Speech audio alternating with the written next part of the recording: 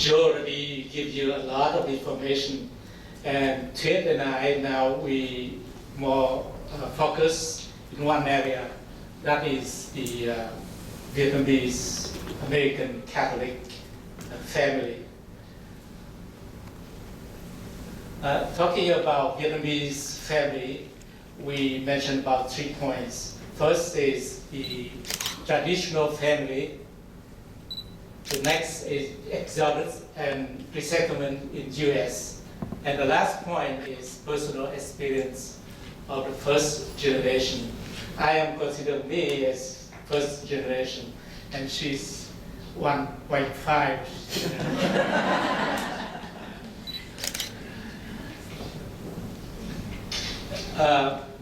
For traditional family, we will mention about the Vietnamese culture. And in Vietnamese culture, family is family-oriented. And family-oriented is extended family with some characteristic. Up to 4th generation can live together in some cluster.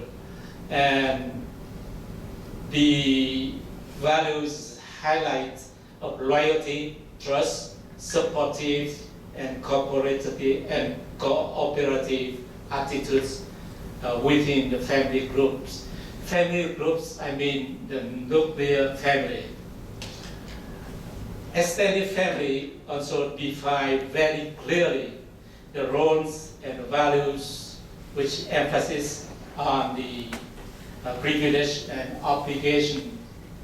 As a man, he has absolute authority in the household, and he has position as provider, and that position is unchallenged. He also has a final decision, especially in children marriage, and a lot of children is a bless, and a son should be a must. No, if you don't have a son, you may allow, and the wife is herself can look for another wife for you too. That is, the son is a must.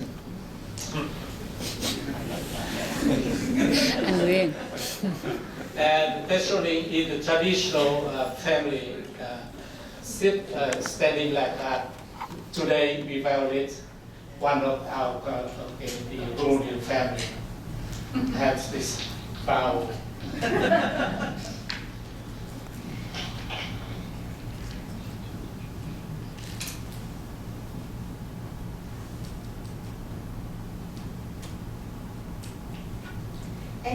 And I'm talking about the role of the woman.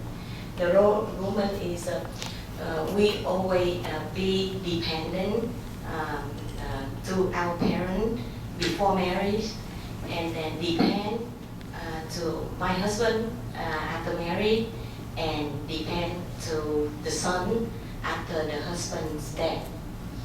And we perform all the household tasks, and we take care of the children full time. And I will talk about filial piety and love, respect, and obey parent against to the wish of one's parent is evidence of not keeping filial piety. Solicitude and support to one's parents, chiefly in their old age.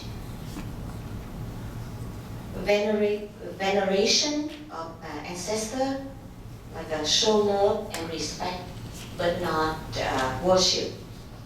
Taking care of the eldest son, like a ceremony such as cleaning the ancestral tomb, celebration of ancestral death anniversary, which all members of extended family have to be attend.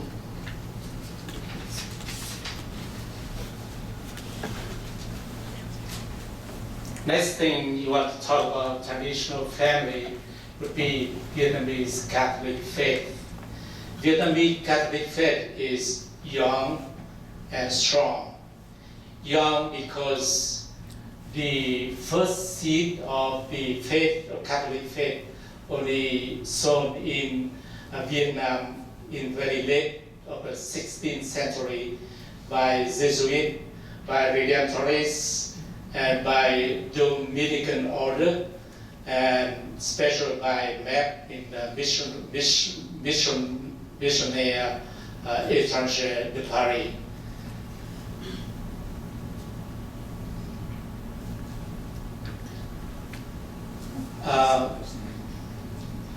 Because we only at that time, about 6% of total population of the country. And the Catholic need to have very strong faith.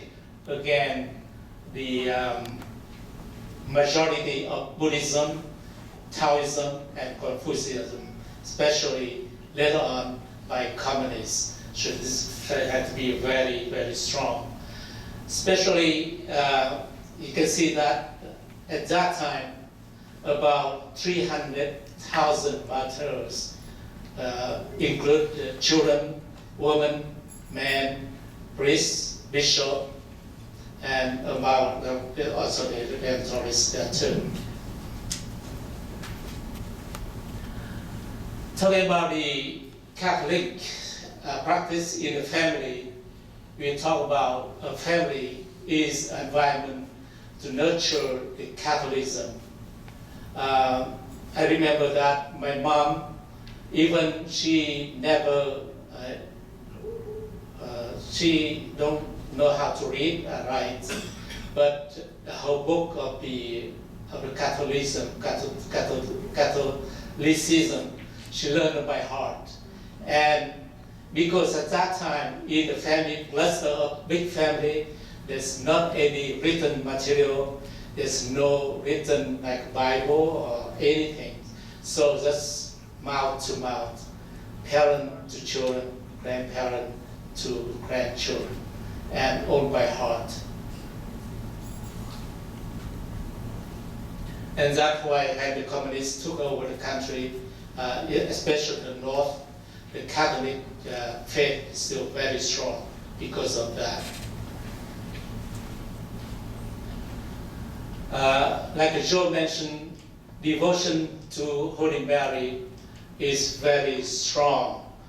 And Holy Mary is the Mother of God, and also we consider it very much like our Mother is the figure of pure mercy and compassion.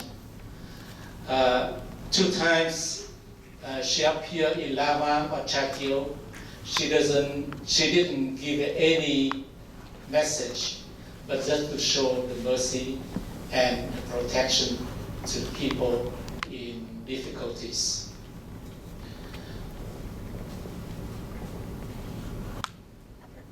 Devotion to Holy Mass. When I remember in the north of Vietnam, at that time I was about 5 years old, my mother always wake me up around 4 o'clock to go to the church for the Mass.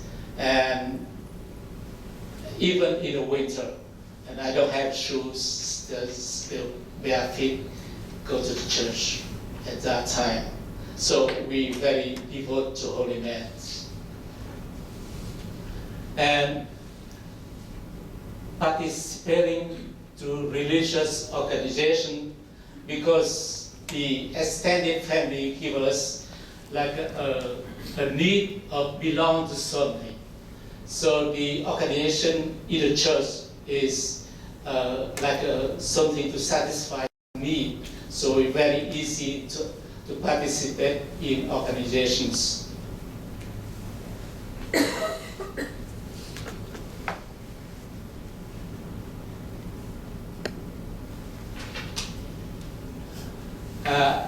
This one, Joe already mentioned, we highly respect and esteem priestly and religious vocation. We consider priest, bishop, really as a holy man. and nuns also is only nuns. So if in the family there's someone go to seminary and by some way that left the seminary, is that considered a shame for the family? In that case, that's me. I was in seminaries until I finished almost the third year of theology.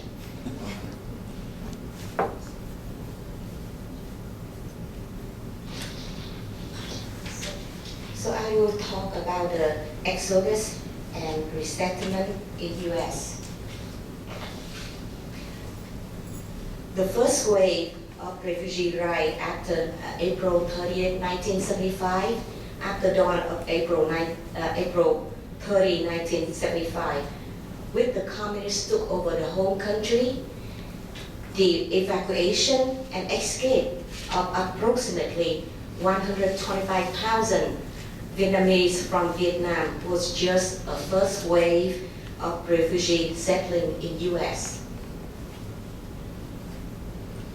From 1978 to 1992, the war saw the tragic exodus of the Vietnamese people by boat, an escape without reparation, and to a known destination. Officials estimate that nearly 1/3 of this total, 2 million, perished at the sea from starvation, drowning, and pirates. The Vietnamese family have become increasingly broken and separate by distance. Husband and wife, fathers and sons, mother and daughter, live thousand miles apart.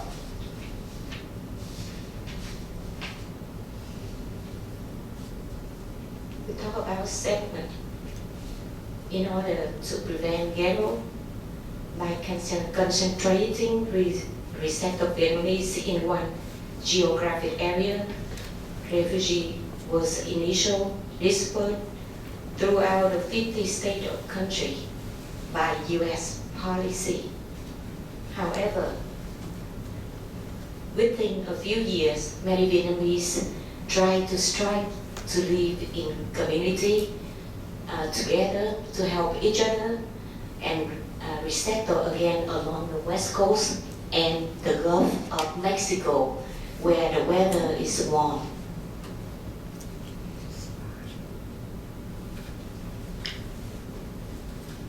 And the first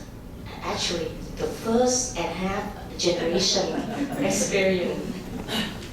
So I will talk about my experience, myself, and family background.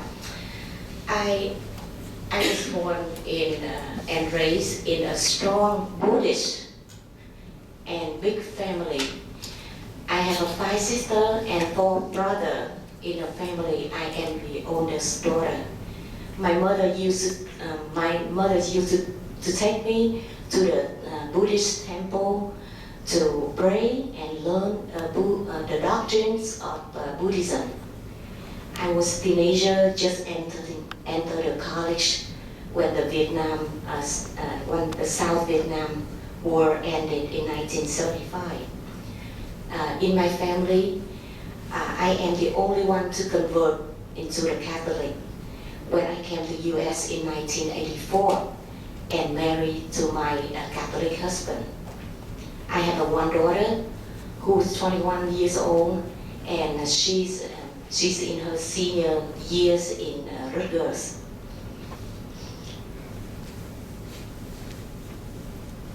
So I will talk about the Exodus experience that I have. After living 7 years in the communist country, I escaped from Vietnam in a small boat. Started small boat in November 1982. The first night, our boat was struggled with the rough sea, and after that, the seas calmed down, and the boat went further south. On the 4th day, the engine suddenly stopped, in the middle of ocean. So the water started coming into the boat, and the boat just floated and for nowhere. So everybody, including me, we were so terrified, and I was so scared, and I think that I'm gonna die, and everybody will die. So we was weak and starved and thirsty. So, but all the men on the boat have to go and help to scoop the water out. Otherwise, the boat could sink, and in no time, everyone on board started saying prayer. It was such a scary experience between life and perishing in the ocean. Fortunately, one of my friends who know the mechanic, so he come down and he found the problem and he fixed it. Then the engine start running again, and we all overjoyed and everybody happy, and we continue our journey.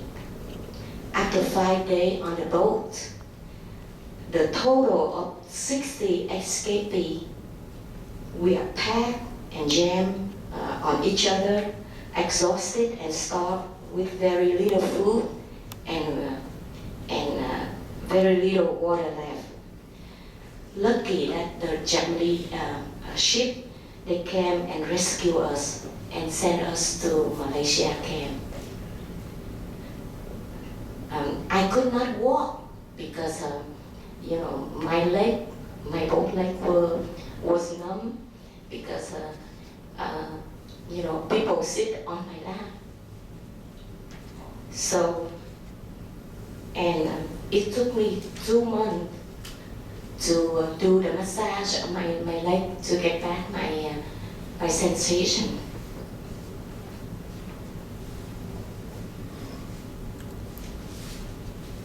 So I was in Malaysia for 8 months, and after that, I go to the transition to Philippines to study English for another 6 months, and then finally I came to U.S. in May 1984 for my resettlement. So how I adapt in the new life in the U.S.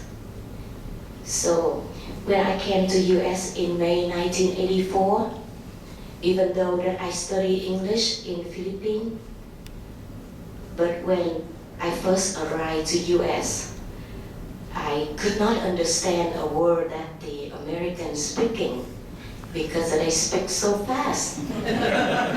And all I heard is just like the sounds of bird, like a So I said, oh my God, how am I going to survive in here?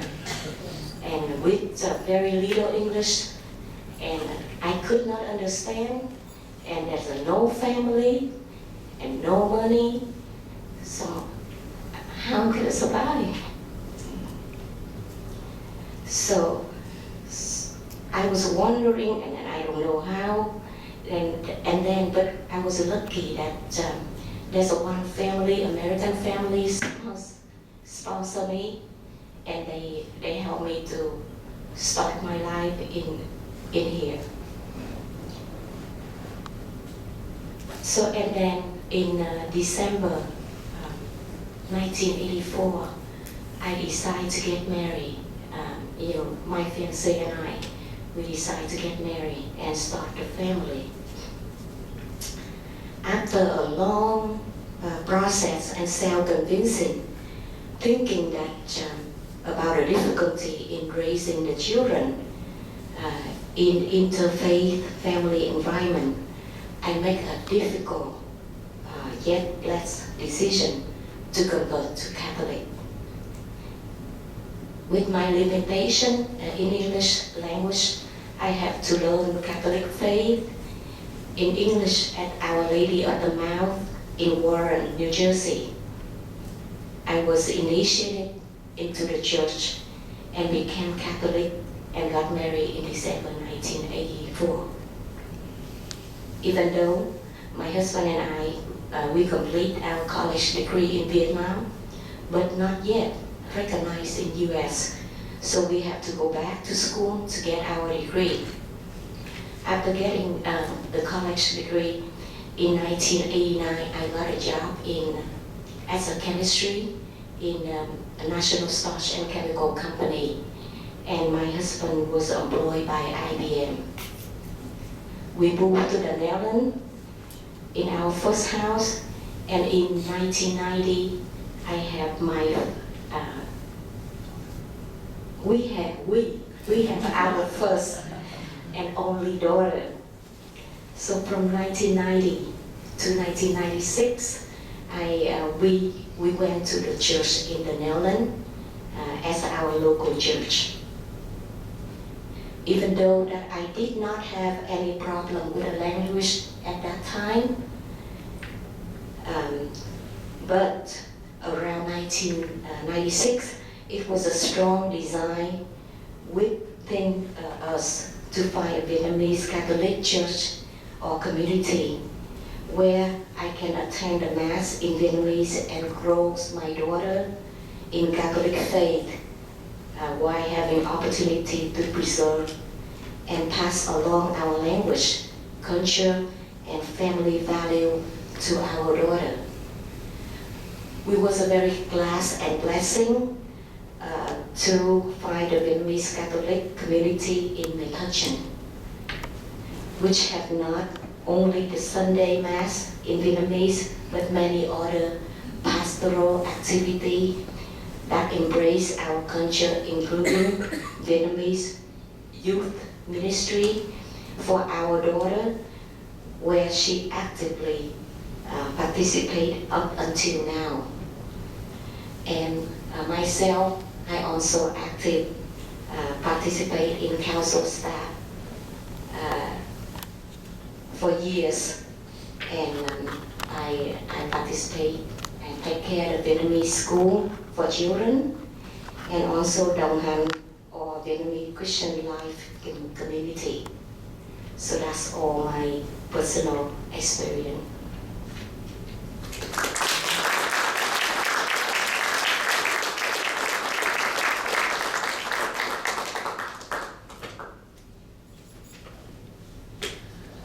And this is my story.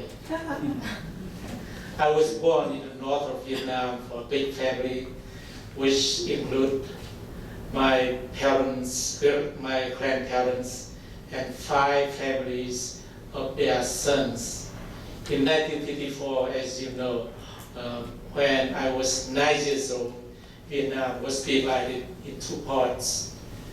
The division caused a tragic exodus of 1 million people. Majority was Catholic, as you already heard, who tried to run away communists. Then in 1975, here again, communists. This time, the exodus was unprecedented. It was a journey to unknown destination or never reached destination. As you heard, 1/3 of 2 million people die on Pacific Ocean.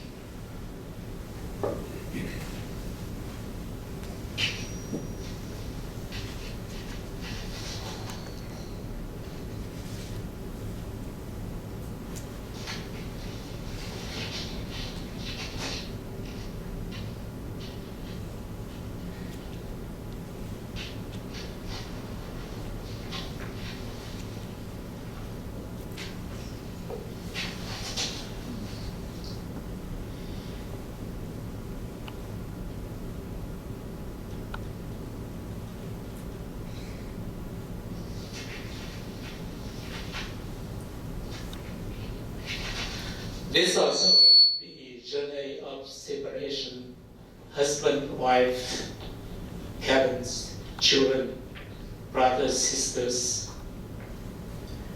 Nonetheless, the purpose of still the same. We try to run away communists. My friend and I left the shore of Vietnam on the night of April 29, 1975. After 2 days on the Pacific Ocean, we were rescued by a commercial American ship. We spent 3 months in refugee camp in Pham, waiting for destination, still unknown destination. And then 5 months in Indian Tuyet, Pennsylvania refugee camp, waiting for sponsors. Still don't know who will be the sponsor. And after 9 months, I was born again in America. Here I am. For the first few years in Harrisburg, then Reading, then Philadelphia, then Stamford, Connecticut, I was semi-homeless.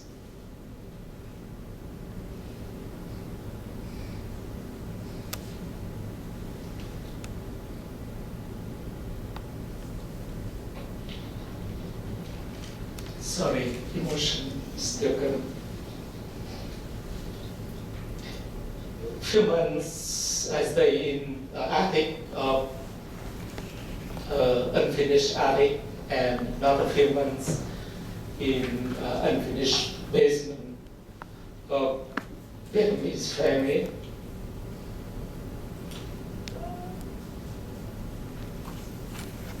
I had no contact with my family back there in Vietnam.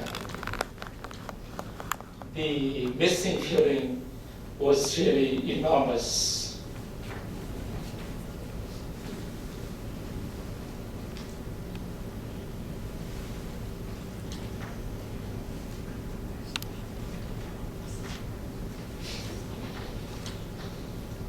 Early in resettlement, refugees like us found every possible way to see each other once a week in Sunday Mass. Thanks God, the Eucharist liturgy and the sacraments of the church is the same everywhere. And it is universal. And thanks to the mercy of the local parishes that opened the church for refugees. The church was much more than a house of worship for us at that time, and maybe now too. And it was a place for where refugees could share feelings, emotion, information, and could release the comfort zone that it was compressed for a week. The common information from every exchange story was family torn apart.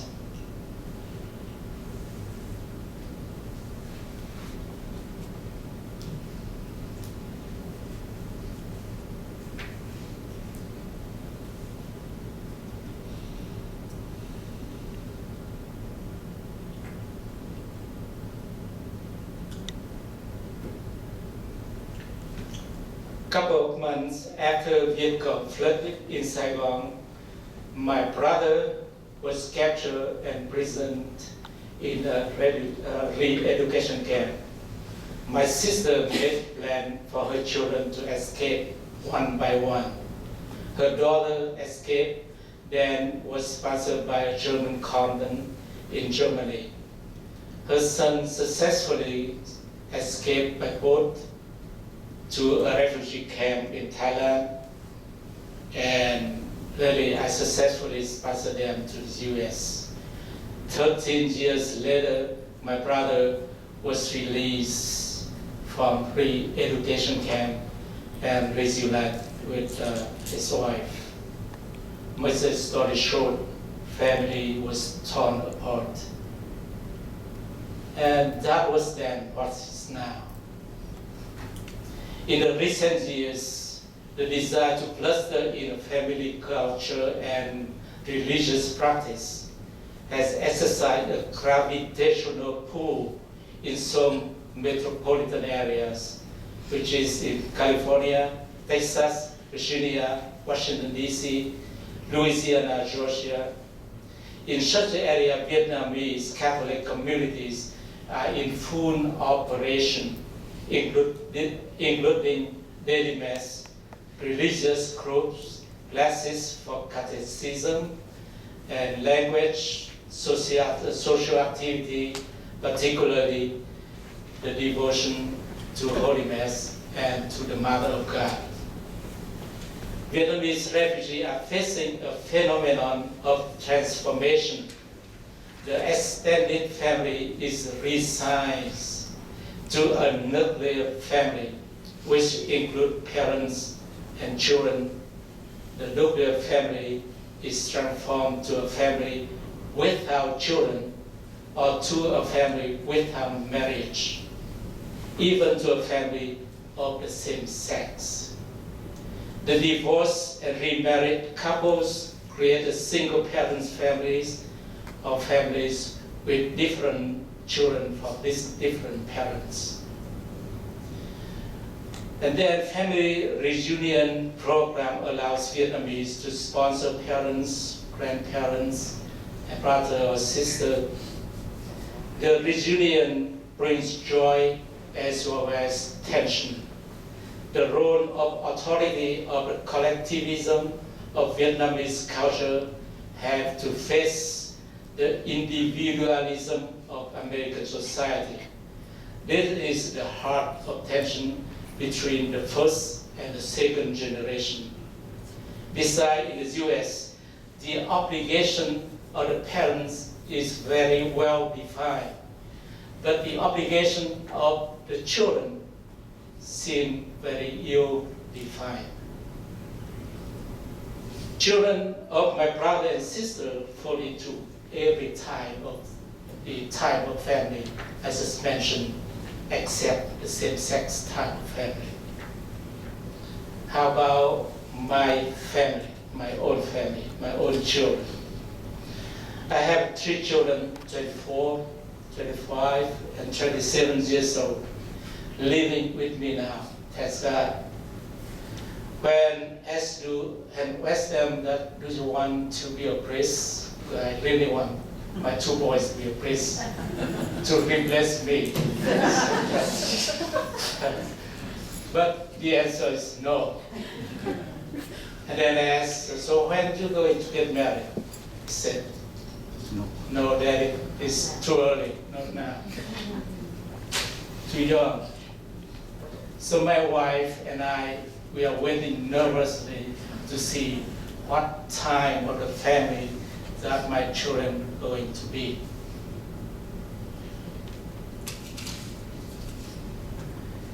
Vietnamese proverb said, sells a distant brother and sisters to buy your clothes by neighbor. My family doesn't have any cousin and relatives close by. So all these men here and lady here become my brother and sister.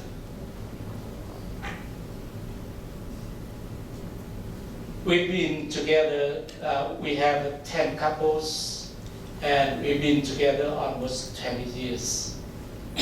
And together we work in a community, share the way of living your Bible, celebrate joy, also share the sorrow. We do not call ourselves a group, but a family. And this also another type of family.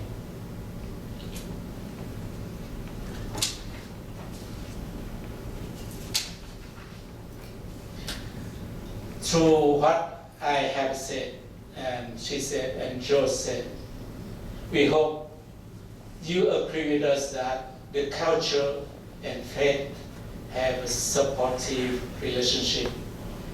The family-oriented helps to nourish our desire to participate in the church and the organizations of the church.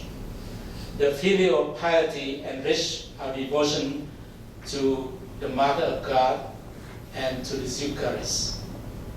The escape by any price from the